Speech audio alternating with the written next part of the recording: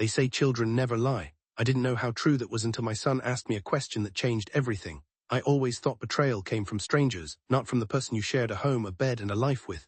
My name is Daniel. I'm a 36-year-old father, and for the longest time I believed I had the kind of family most men dream of. My wife, Clara, and I had been married for nearly 10 years. We shared a modest home, one that I worked hard to keep running. Our son Ethan was born with a disability that made walking difficult, but he had the brightest mind and the kindest heart. Every day I went to work thinking I was building a better life for them. But sometimes life has a cruel way of showing you that what you're building is being quietly torn apart. It began with a question. One evening I came home from work, tired as usual, and Ethan looked up at me with those big, curious eyes of his. He asked, "Daddy, why does Mommy always bring Uncle here when you're not home?" At first I didn't understand. Uncle, we didn't have family visiting often and no relative ever stayed over without me knowing. I brushed it off, thinking maybe he meant a neighbor or a family friend. But something in his tone, something innocent yet oddly troubled, stuck in my chest. "Which uncle, buddy?" I asked. "The one who hugs Mommy in the kitchen," he replied. "The one who says I'm a good boy when I promise not to tell." My stomach dropped. The air seemed to leave the room. My son had no reason to invent something like this. And if he noticed, then it wasn't just a misunderstanding. I tried to play it calm, kissing his forehead and telling him not to worry. But inside my mind was racing. That night I lay awake beside Clara. She slept peacefully as if nothing were wrong while I stared at the ceiling, replaying Ethan's words over and over. The next morning I left for work as usual, but I didn't actually go to work. I parked my car a few streets away. Waiting hours passed. Then around noon a man pulled up in a sleek car I had never seen before. He walked casually to my front door and moments later Clara let him in. I couldn't breathe from the car. I saw them laughing, too close, too comfortable. I needed more than suspicion. So over the next few days I bought a small hidden camera and installed it in the living room.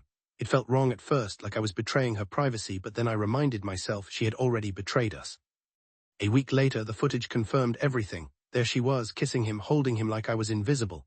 And worse, Ethan sitting quietly on the couch, watching, confused, clutching his toy in silence. That image will haunt me forever. I wanted to storm in, scream, demand answers, but I knew rage would only make me lose control. So I waited, I planned. If she wanted to destroy this family in secret, I would expose it in the open. The following weekend, I asked my mother to take Ethan for the night. Then I told Clara we should invite a few close friends and neighbors for dinner. She was surprised but agreed, smiling like everything was fine. During dinner, when the laughter was flowing and wine glasses clinked, I connected my laptop to the TV. "I want to show you all a little family video," I announced. The screen flickered. At first it showed Ethan playing in the living room. Clara smiled proudly until the next clip appeared. Her face drained of color as the room fell silent. On screen she was kissing her so-called uncle, whispering things she thought no one would ever hear. And in the corner our son sat quietly, the very picture of innocence robbed. The silence was deafening. Then came the whispers, the looks, the shock.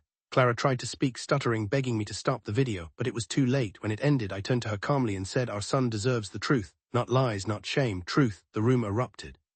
Friends we had known for years glared at her with disgust. She ran from the table, sobbing, while the man she betrayed me with didn't even dare to show his face that night. The next week I filed for divorce. I showed the judge the footage not because I wanted revenge in court, but because I wanted custody of Ethan. He needed stability. He needed a parent who wouldn't hide lies behind locked doors. It wasn't easy. Divorce never is. There were nights I questioned everything, nights Ethan cried asking where his mother was. I always told him the same thing: she made choices, but we'll be okay. I'll never leave you. Over time the pain dulled. Ethan grew stronger, not just in body but in spirit. And I too learned that betrayal doesn't define you, it refines you. The last time Clara tried to contact me, she asked for forgiveness. She wanted another chance, but by then I realized forgiveness doesn't always mean reconciliation. Sometimes it just means letting go. So I told her, "For Ethan's sake, I forgive you. But you'll never be part of our home again." That night, as I tucked Ethan into bed, he looked up at me and whispered, "Daddy, are we safe now?" I hugged him tightly, tears in my eyes, and said, "Yes, son, we're safe. And we always will be. They say the truth will set you free." For me, it wasn't just freedom, it was the chance to protect the only person who ever truly mattered, my son.